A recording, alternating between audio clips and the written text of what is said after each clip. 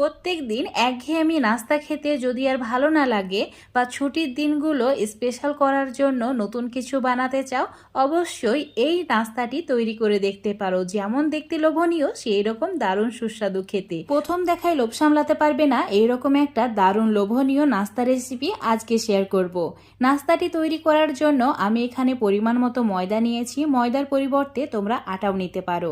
অল্প একটু নুন আর অল্প অল্প করে জল অ্যাড করে একটা ডো তৈরি করে নিতে হবে। আমি এখানে নর্মাল জল ইউজ করেছি, ঠান্ডা বা অতিরিক্ত গরম জল ইউজ করিনি। একটু সময় নিয়ে প্রায় 1-2 মিনিট এভাবে মথে নিয়েছি আর ডোটা ঠিক এইরকম নরম রেখেছি। ঢাকা দিয়ে কিছু সময়ের জন্য রেস্টে রেখে দিতে হবে। আর ততক্ষণে সবজিগুলো কেটে নিতে হবে আর তার সঙ্গে আলুটাও সেদ্ধ করে নিতে হবে। আমি এখানে 3টি মিডিয়াম সাইজের আলু সেদ্ধ করতে বসিয়ে দিলাম। তো ঢাকা দিয়ে 3-4টি সিটি দিয়ে নেব। তোমাদের